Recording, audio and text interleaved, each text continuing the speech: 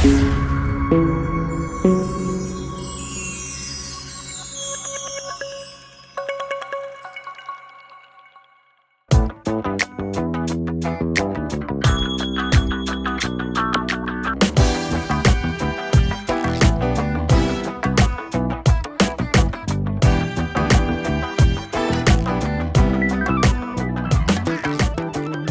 everyone, and welcome to our discussion today on the invisible power of agenda design, how boards decide what matters before the meeting even begins. Thank you for joining us today. Looking forward to this conversation. All right, a few webinar reminders as we get started. First of all, our purpose is to exhibit today how strong governance does not necessarily begin with discussion, it begins with design. And this can start with a proper agenda. I'll share a lot of these tidbits and pieces of valuable information with you today. Please write your questions in the Q&A section. We'll answer all these questions at the close of today's presentation. Materials, yes, the entire webinar will be available to you. The recording will go out as well as a link to the presentation deck shortly after the lecture is completed today. And for those of you with your IBDC.D certifications, know that you'll receive 1 CPE credit by attending. Just be sure to follow proper CPE credit submission guidelines. Thank you.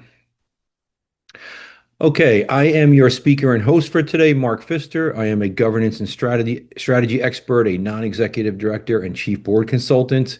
I've earned the nickname the board architect for my work in defining the structural components of effective boards. My book, Across the Board, has been out for some years now and is in over 70 countries. And I am the creator and implementer of the International Board Director Competency Designation. So again, welcome today and thank you for joining me. What to walk away with from today's discussion on agenda design. First of all, I want to talk about reframing the agenda. How should we really start to think about the agenda as the starting point of successful meetings and successful outcomes that are elevated? The agenda's power and influence. Where are we allocating our time? How are we putting our efforts to our conversation and discussion and decision areas? The structural design framework. What does this actually mean? How are we designing our agendas to make sure we're getting to the important points? And practical application and diagnostics, of course, we want to make sure that we touch on. And then as we get towards the end of today's discussion, I want to make sure you understand the leadership, ownership, and impact. Who owns these areas? How are we making sure they have an impact? And that will lead us into some of these closing impact questions as well. Okay, so keep in mind for today's discussion, I ask that you think about how these concepts are applied to not just the boardroom, but to all meetings you may host or attend. Whether you're working with teams at a project level, no matter what your role, think about how the agenda can really drive these elevated outcomes and bring the discussion points to the level you want them to be at. So based on our goals and our path for today, we'll start out with reframing the agenda. So first, a few things to mention as part of our main concept. The agenda design should not be viewed as simply a logistical task. It is a leadership function. This shapes board outcomes before discussion begins. It shapes team outcomes before the discussion begins. Now, the background on this as it relates to boards. Most boards believe decisions happen during the meeting. In reality, many decisions are actually shaped before the meeting begins. That could be good, that could be bad. We're going to talk about that today. The agenda determines what is seen, discussed, and decided. And if you look at the boardroom insight on this, what a board discusses is not accidental. It is predetermined by what is placed in front of it, or what they weighed in on to make sure that it was going to make the conversation or the decision or the vote. So keep these in mind as we go through today. This background is very important to know. Now, if we reframe our focus on this, again, I mentioned a moment ago, the agenda should not be viewed as administrative. It should define the attention, the priority, and the outcomes. And we have to keep in mind that an agenda is a governance architecture. So make no mistake, this is not simply a document or something that resides digitally that walks you through areas of discussion. It actually is a governance architecture. And this structure drives behavior, and behavior drives the decisions. Agenda design, remember, sits at the start of that chain. This is why it's so important to make sure agendas are done correctly. Now, if we're driving the desired outcome, we want to shift again from this administrative thinking to governance architecture. And this is by improving agendas. We have to think about first what agendas actually do. So let's talk about the agenda power and influence next. So the agenda as a control mechanism, it determines, of course, what reaches the board.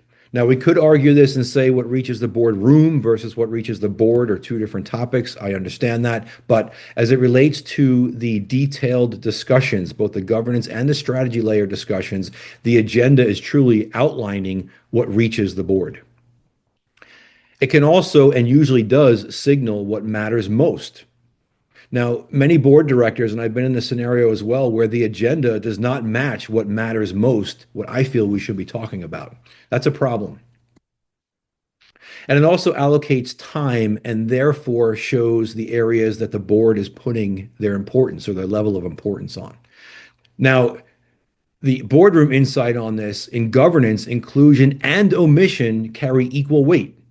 What is not discussed is just as consequential. So again, this signaling what matters most, where you allocate your time and therefore the importance, those are not just for things that are included on the agenda and discussion topics, but also the things that are left off. Those are areas as well that likely have weigh-in and should be considered. So the strategic gatekeeper, as we say on this. So the agenda is the strategic filter. We like that. We want to make sure we're staying on track to our conversation and decision points. But it can also shape the board's field of vision. So an agenda that is missing or omitting certain important points for a conversation, this could narrow the board's field of vision for a decision that they're coming to.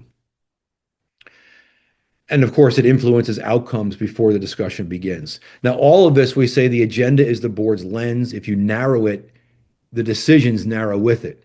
So the agenda should be viewed as a first decision point.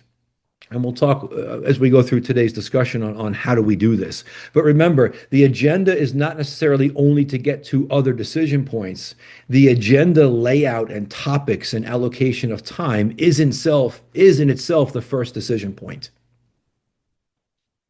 And there can be hidden biases in agenda design, as you can imagine. So recency bias, things that were more recently discussed or more recent issues that were in the organization or that the board was working through. Those may take precedence and priority over things that may be just as important but aren't as recent. Management framing bias. We see this quite often when the CEO or others in the organization are solely tasked with creating the agenda for the board meetings. We'll talk about that as well. Time compression bias. Now, this is interesting. Many people aren't aware of what this is. This is a phenomenon where perceived time passes more quickly than actual time. And this can affect decision making in economic models, for example. So this phenomenon can really play into these hidden biases in the actual agenda design. And legacy carryover bias. Now, this is where an agenda format is simply used over and over again, regardless of what important points or crisis areas need to be discussed. The agenda is setting the priority topic areas in a certain order with a certain amount of time allocation. This legacy carryover bias can really affect the outcomes of decisions and hurt these decisions in the long run. Now, most agenda flaws are not intentional. They are embedded biases that quietly shape governance over time. I'll show you how to get a little bit out of that mode and start to think a little more dynamically of the agendas in today's conversation. So what does this mean for governance? So governance issues can often originate in agenda design. Again, where are we putting our emphasis? Where are we putting our time dedication? Poor agendas can constrain decision quality. This should not be a surprise to anybody based on my intro today. And of course, better agendas create better thinking. This can be done through not just the topic focus areas, but also the time allocation. So I like to say that boards rarely fail at decision making. They fail at defining the decision environment.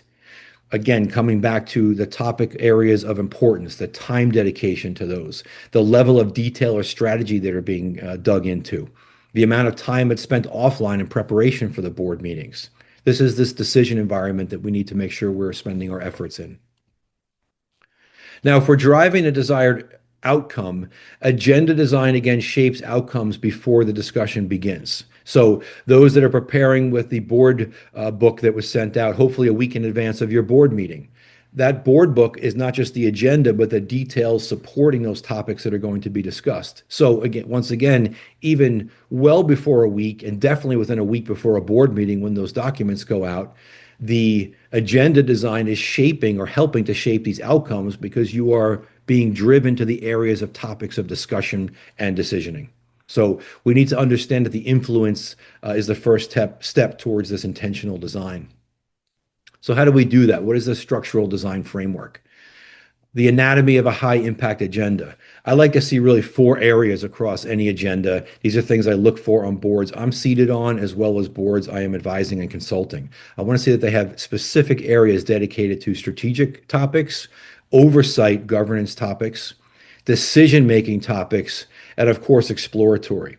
We're going to break each one of these down in just a moment. So high-performing boards, they don't necessarily cover more. They structure their discussions differently. They cover just as much, if not more information, but it's done in such a way where it makes sense. It follows a logical order, and they are focused on things that truly make a difference to the organization and the support of the CEO of the organization.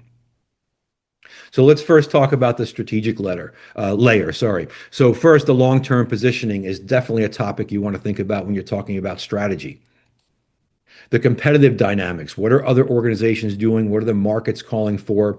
What is happening with our client base, our consumers? And transformation initiatives, of course. Every organization that I know of that I'm working with over many years, they always have some sort of transformation initiative happening. These can be small, medium, or large size transformation initiatives, but we are always driving towards some sort of change. Typically, that correlates to the vision, what we want to be or enable in the future of the organization.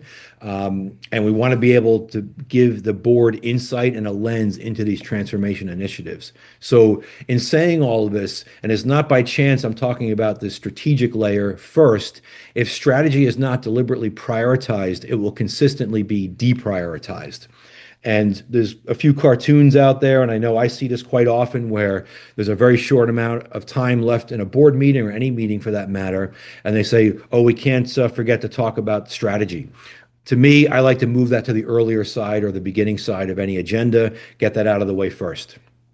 Focus on that, prioritize that first. Oversight layer, financial performance, of course, risk and compliance are big areas right now that we should always be focused on and layering across any decision point that we are making. And of course, operational tracking. How are we doing against our plan? Now, oversight, of course, is essential, but when it dominates, it crowds out forward-looking governance. This, again, is why I don't like to hear the word governance placed before the word strategy. Proper governance requires an in-depth understanding of the strategy to actually govern properly. This is shown even in how we're laying out this agenda, or the layers of the agenda and the ordering of them. Not by chance, again, that strategy is appearing before the governance component.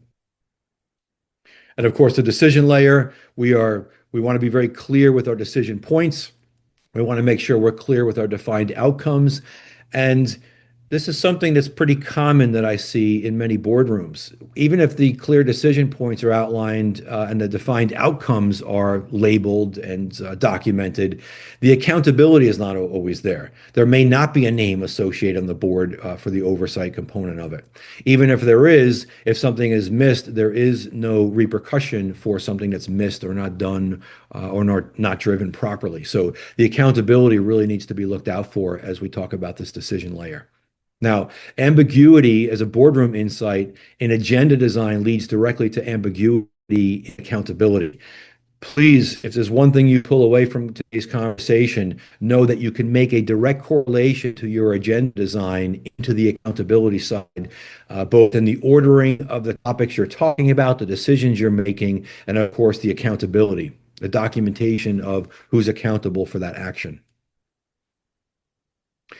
And lastly, I'll talk about here on this framework, this exploratory layer. This can be the fun part of an agenda meeting or an agenda leading to the meeting topic discussion areas. So emerging risks, definitely highly important area to discuss during any type of meeting, especially for a board meeting. Market shifts. Is the board, is the organization, is the CEO aware of things that are happening with market shifts? AI is bringing this to the forefront right now. There are a significant number of market shifts happening out there right now. Every agenda should have time allocated specifically to this exploratory layer to talk about these emerging risks and the market shifts. Quantum, by the way, quantum computing is going to even increase the importance of this exploratory layer. We're in the early stages of that right now. Some would argue, based on conferences I've recently spoken at and listened to other speakers, they would probably argue with my comment and say it's already here. So know that this exploratory layer is definitely going to have a huge technology component. And an area when I say, and I hate to sound cliche, but can be fun, is this unstructured strategic thinking. Now, I'm not suggesting that meetings go off the rails on topics that are not allocated or times not allocated for, but there should be the high level topic areas that are discussed to say, are these things we should be focused on? Is anybody aware of this? Can we house this particular topic area or research within one of the committee areas?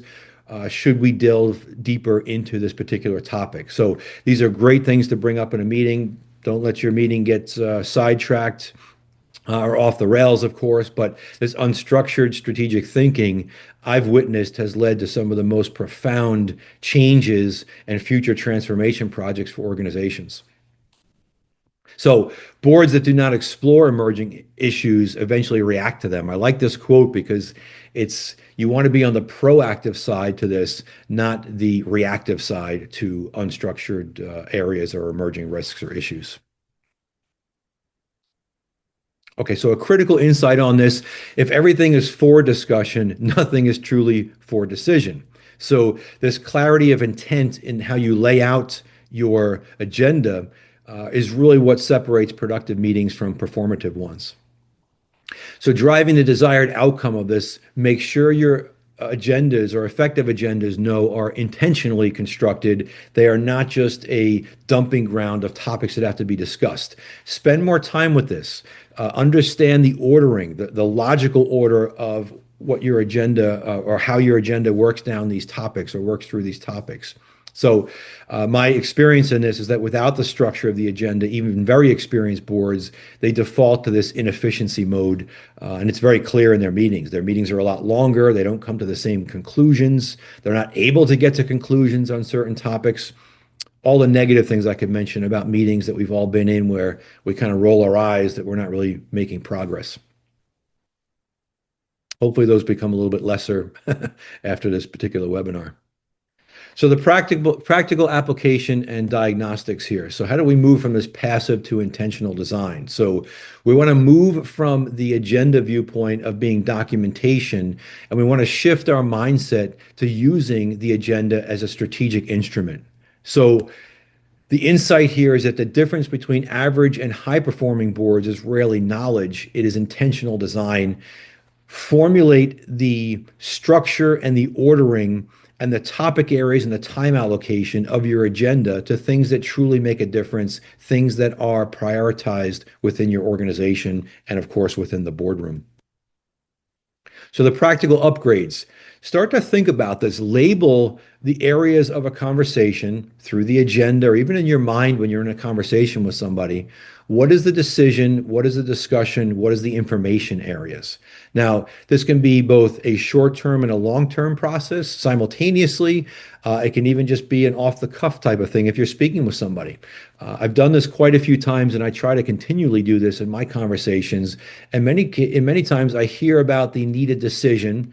I'm there for the discussion, but I may not have all the information I need to make that particular decision in a great way or elevate the outcome of my input to that decision or that vote. So start to think about this in your agenda design. Does the agenda actually walk you through and upgrade your thinking and the board's thinking or any team's thinking to cover these three areas of decision, discussion, and inclusive, of course, of the information?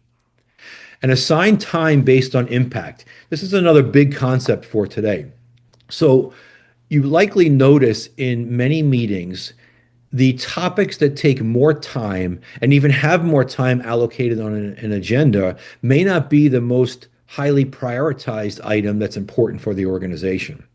So, yes, I understand that you want to spend time and have the details to make a decision, but start to assign the time based on the output, on the impact side to this. You'll see that people will prepare differently, knowing also that if 20 minutes, 25 minutes, 30 minutes is dedicated to a topic, most are going to come much more prepared and understand the priority of that area in the agenda and in their allocated time versus something that may require more offline preparation to get to the decision more quickly during the meeting. So start to think about this. Don't necessarily assign time based on what the topic you think requires. Start to assign time based on the actual impact of that decision to the organization. That's a big one. That's why I spent a moment describing that. And of course, define the intended outcomes. Now, the outcomes here that I talk about are not necessarily and shouldn't be the decisions. They are first and foremost, what are you looking to have happen in the organization or with that decision? And then backtrack from that to the types of decisions or the areas of focus that are needed to reach that intended outcome. This is another way that you can lay this out in the agenda by even, if you want to go to this level of detail, outlining the topics of discussion that lead to with early on defining the intended outcomes, and then move that through the topic areas of discussion, which then leads to the vote or to the outcome itself. Much different way of thinking about this. You'll see that over time, you actually save time in your meetings and in your preparation in doing it this way. So the boardroom insight here is that small structural changes in agendas create disproportionate improvements in meeting effectiveness. This is proven. Now, time allocation indeed equals strategic signaling. And we started to talk about this just a moment ago. So keep in mind again, time reflects priority. Priority drives focus, and in turn, focus drives the outcomes. So this very simple if-then type of statement here for these three areas is truly how we should be thinking about designing our agendas. Our agendas formulate our discussion flow. They help us in allocating the time for those areas of discussion, and they again elevate our outcomes. So boards communicate priorities, in some cases, less through words and more through how they allocate time. We'll talk a little bit more about the importance of that in just a moment. Now, some agenda red flags, and for many of you on this webinar, probably see this over and over again. I hope that you weigh in on these. The agenda red flags that I see quite often. Strategy, as I mentioned earlier, is placed last. It doesn't have the right focus or priority on it. It usually gets truncated or cut off when it's, to me, one of the most important areas to be discussed. Repetitive reporting. Are you showing up to the meeting or preparing for the meeting and saying the same updates over and over again? No defined decisions. Some of you are probably laughing right now at this as you see it. Again, seeing the same thing for decision on the agenda once again. And static agenda structure. I want to dig into this a little bit, which we will in a moment. Some people believe that the agenda structure is important to keep the same over and over again. I'm not a big fan of that. I like to mix that up a little bit for a few reasons. One is just, again, to keep to what the format is that I suggested earlier in today's discussion, but also not to get into this mode where the meeting is viewed as just a repetitive process of topic after topic. Sometimes the order of a topic that's discussed can actually change the outcome as well.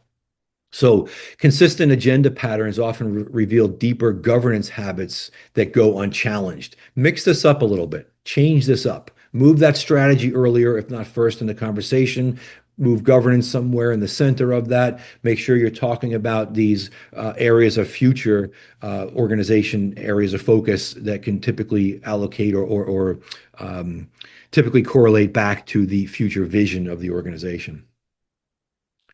So the key observation here is that if your agenda looks the same every time you meet, your governance likely does as well. So start to think about mixing this up. You'll see different responses and different outcomes in the boardroom or any meeting for that matter by mixing this up a little bit. So in driving the desired outcome, the goal is to turn insight into immediate governance, and I would add strategic improvements in trying to drive this desired outcome. So insight without execution does not change governance outcomes. Now, the leadership, ownership, and impact, this will probably drive a few questions for us to answer as well towards the end of today's discussion.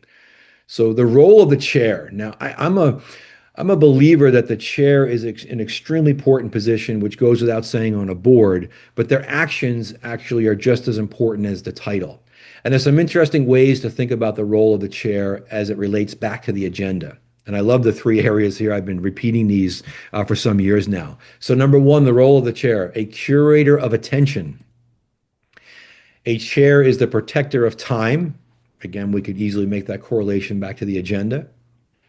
And the challenger of framing. So the owner of this area is typically the chair of a board. That does not mean that other board members cannot challenge these areas or push back or elevate these areas, but truly the owner of these areas is the chair of the board. So the quality of the agenda can be a direct reflection of the strength of board leadership. Sometimes this is even easier to see when you have a lead director. So in the case where a CEO of an organization is also the chair of the board in a public company, a lead director is appointed. A lead director should truly be thinking about how they are helping to curate the attention, they're protecting the time, and they're challenging the framing, especially when the CEO is also the chair of the board. So direct correlations back here to this quality of the agenda being a reflection of the strength of board leadership. Now, the ownership matters. I get asked this question quite often. So strong agendas are designed and weak agendas are typically inherited. So I'll see this when a new chair is appointed to a board in any entity type, public, private, nonprofit, private equity, portfolio companies. The agenda that was used previously is continuously used now when a new chair comes into that organization. So we want to make sure that we're looking at this and not just saying we're doing this because this is how it always has been done.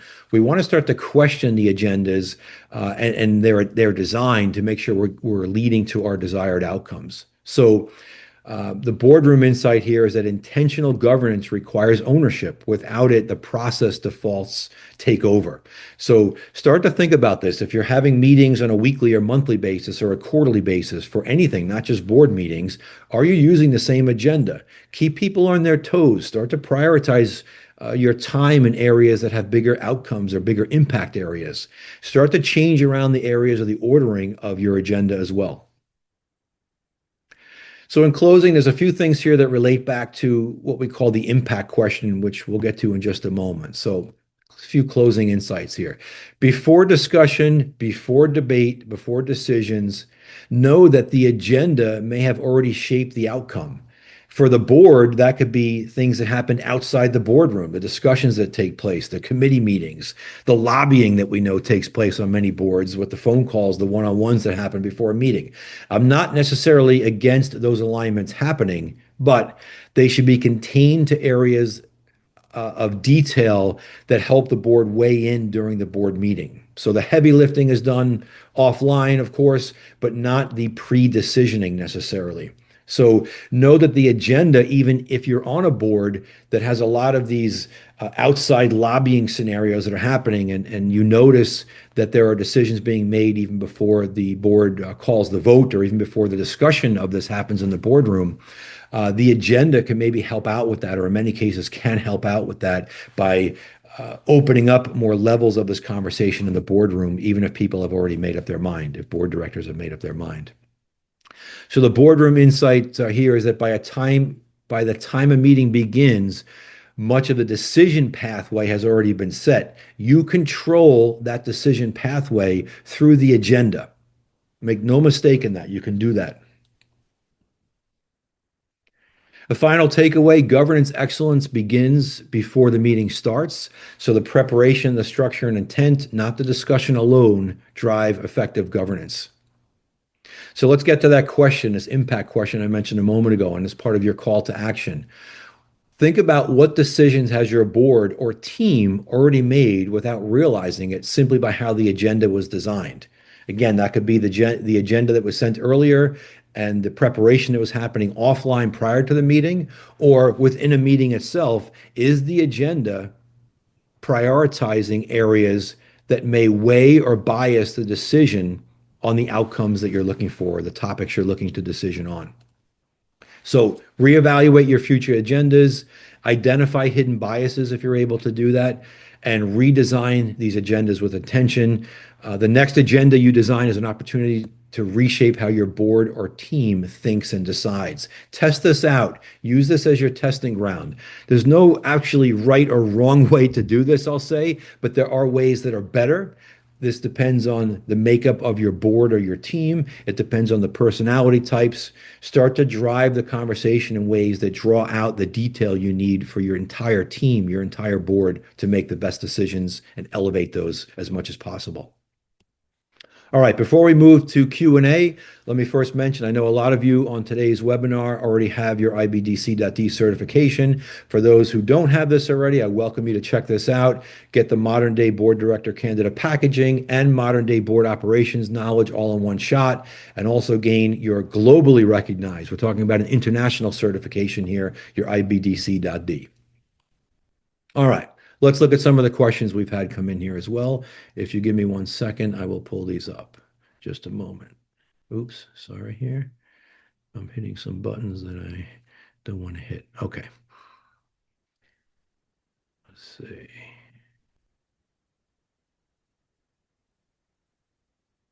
Should the board meet before the board meeting to discuss positions the board should take? I actually like this question very much. So to me, there is importance in the board, not just the chair or in the decision-making areas. In fact, maybe I'm going to combine this answer and expand upon this a little bit. Let me first say, who on the board should actually create the agenda? So I am the biggest fan of when the chair, along with potentially the executive committee, creates the agenda.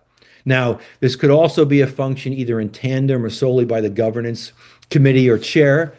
In some cases, the corporate secretary or the company secretary is asked to do this. And in some cases, I'm not a fan of this, but the CEO of the organization is asked to create the agenda. I would tell you, be very cautious with that. For obvious reasons. I'm not saying that a CEO is going to embed their biases, but it's possible that that could happen. So keep in mind where the agenda is actually created. Now, for a board or say an executive committee or the chair to meet with the governance committee prior to the question I'm answering here about should the board meet before the board meeting to discuss positions the board should take. I'm not a fan of pre-decisioning taking place, but I am a fan of information being shared. So the positions themselves, and when you say positions, I'm assuming the person that asked this question, you're saying the actual outcome or the vote. I'm not a fan of that. I am a fan, however, of somebody making their case or providing the facts that will be needed to be discussed to make a proper decision or what is viewed as a proper decision in the vote that would happen in the boardroom. I hope that answers the question. Another question. I have never seen a chair set the agenda for a board meeting. Usually I see the CFO propose an agenda and the CEO edits the agenda. The chair is not involved. Is this unusual? I would say that's very unusual. So boards that are still in this mindset that the finance is the main driver of the agenda and the governance and the strategy, I would tell you that's a challenge. And this goes back to this viewpoint of strategy that leads to proper governance is not solely focused on finance. I think there's of course, a much bigger picture there. So to me, I would say I'd rather see a chairperson work with a CFO, possibly, or I would even say other board directors, first and foremost, to drive the agenda, as most CFOs are not directors on the board of the organization in which they're serving for. So again, it's this weighing of who is actually creating the agenda to drive the priority points of discussion. I'd rather have that separate from the operations of the organization side than I would, than I would to have it more focused within the board itself. How might this agenda be adjusted for a nonprofit, all volunteer board meeting where the members are also unpaid employees of the organization? and this comes back to this tactical question. I don't really think I would change what I'm mentioning here for the ordering and the time allocations. So the entity type of the board, public, private, nonprofit, private equity, family office, NGO, government, I don't believe that drives how the agenda should be laid out. It may change your topic areas, it may change your priority areas, but the agenda is still just as important in its design and where the priority should be. I hope that answers that question. Here's another one. In your opinion, should every meeting have an agenda? Now, I'm a very process-oriented guy. So I would tell you yes. Now, does this mean it needs to be a multi-page detailed agenda? No. But going back to what I mentioned earlier, I want to know what are the areas of importance? What are the priority areas? What is the input to those? What are the expected outcomes? And who has ownership of those? So to me, even if it's a verbal agenda, it should still be an agenda. And to take what I just said and put that onto a document to make sure that people understand the importance of the meeting, if you want to elevate the importance of a meeting and have people come prepared, then you create an agenda for that. I think that's the best way to do that. Do you recommend Robert's Rule of Order to support managing decisions, and how prevalent are they being adopted by boards? So I would say yes. I'm a big fan of Robert's Rule of Order. We can use that as kind of the overlay or the umbrella that kind of sits above our agenda for certain components of that. When we talk about the decisions, and I hope I'm understanding this question properly, but when you ask if they're being adopted by boards, many boards already kind of use this Robert's Rules of Order as their driving guardrails, I'll say, or as their guardrails for how the meetings are performed. Again, I don't know if I fully understand that question, but hopefully my answer was helpful in that. Another question. As a director not on your list of the agenda creators, how can I influence changes? So first and foremost, remember that the agenda is a decision point. So we mentioned a moment ago of some of the entity types or some of the people or the titles that should be creating the agenda. But you, if you were not on that list, let's say you're not the chair, you're not on the executive committee, and you're not on the governance committee, you're not the corporate secretary. In these scenarios, you as a director have absolutely the ability to weigh in on the agenda itself, and you should be doing that. That is part of your duty of care. Your duty of care as a director is to make sure that the proper things are being discussed and decisioned in the boardroom. So that can be in the earlier preparation of the agenda for things you want included on the agenda. And it can be for also how the operation of that agenda actually occurs. What are the topics that are not only there, but the ordering of that, as we mentioned during this particular webinar. So keep in mind that it is everybody's responsibility to make sure that you are part of the agenda creation or weigh-in, because you are then responsible for the decisions that come from that. I hope I made the point clear in today's conversation that the level and outcome of decisions that are made have a direct tie back to the agenda. If you have trouble or problems or weigh in on that agenda and fail to make them, and the decision is compromised because of that, you have direct responsibility in that. It is your duty of care to weigh in on that.